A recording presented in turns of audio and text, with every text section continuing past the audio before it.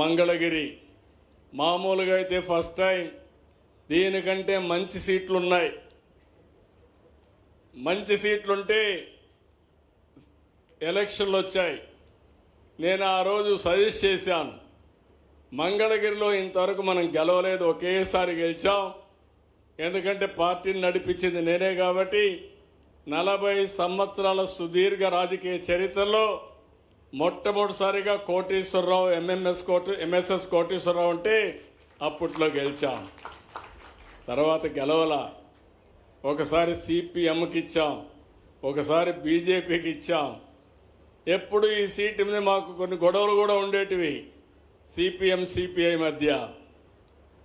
కానీ ఇవన్నీ చూసిన తర్వాత మనం గెలవలేదు, మన కార్యకర్తలు హుషారుగా లేరు కాబట్టి లాస్ట్ మూమెంట్ పోతున్నారు కాబట్టి ఆలోచించమని నేనైతే సజెస్ట్ చేశాను. సజెస్ట్ చేస్తే కాదు నేను ఇక్కడే నిలబడతానని నిర్ణయం తీసుకున్నారు. నేను అలో చేశాను. అది అయిన తర్వాత 5,000 ఓట్లతో ఓడిపోయాడు.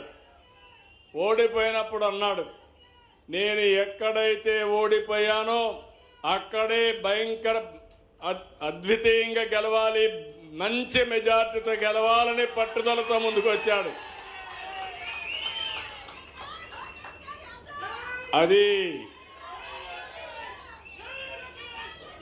అది అతని పట్టుదల. మీలో కూడా సమస్యలున్నాయని పారిపోతే సమస్యలే మనల్ని ఫినిష్ చేస్తాయి. ఏదైనా సరే ఒక్కొక్కసారి కలిసి రాకపోతే కలిసి వచ్చే మార్గాన్ని కసిగా పనిచేయగలిగితే అది సాధ్యమవుతుంది. అది లోకేష్ ఈ నియోజకవర్గం నిలబెట్టాడని చెప్పి కూడా నేను మీకు తెలియజేస్తున్నా. అక్కడి నుంచి మీరు చూశారు, 5,000 మెజారిటీతో ఓడిపోయిన కాన్స్టిట్యున్సీ 91,000 మెజారిటీతో గెలవడం అనేది ఒక చరిత్ర. అయితే దాంతో తృప్తి పడడం లేదు. ఈరోజు ఇక్కడే మీరు చూస్తున్నారు, ఏదైతే వీవర్శాల పెట్టాడు, ఒక ప్రయోగం 20 మగ్గాలు ఆయన సొంత డబ్బులతో పెట్టి దీన్ని అభివృద్ధి చేసి ఇప్పుడు ఇలాంటివి ఏ విధంగా చేయాలనో వర్కౌట్ చేసే పరిస్థితికి వచ్చాడు.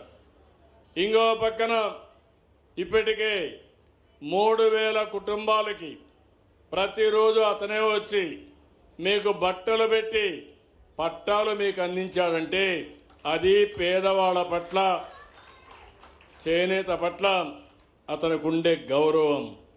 ఇప్పటికీ ఒక 2,000 పనులు పూర్తి చేశాడు. ఆయన ఆలోచన ఒకటి, రాష్ట్రంలోనే ఒక ఆదర్శ నియోజకవర్గంగా ఈ మంగళగిరి ఉండాలనేది అతని సంకల్పం. తప్పకుండా నెరవేరుతుందని నేను ఆశిస్తున్నాను. ఎందుకంటే డిజర్వింగ్గా కూడా. ఎందుకంటున్నానంటే ఈ మాట, ఈ నియోజకవర్గం ఎక్కువ మంది పేదవాళ్ళు ఉండే నియోజకవర్గం, చేనేత ఎక్కువ ఉండే నియోజకవర్గం. ఒక నాయకుడు దూరదృష్టితో ఆలోచిస్తే, అన్ని విధాల ఆలోచించి కార్యక్రమాలు చేపడితే మీ ఆదాయం పెరుగుతుంది, మీ జీవన ప్రమాణాలు పెరుగుతాయి. అందులో మీకు ఇంకొక పక్క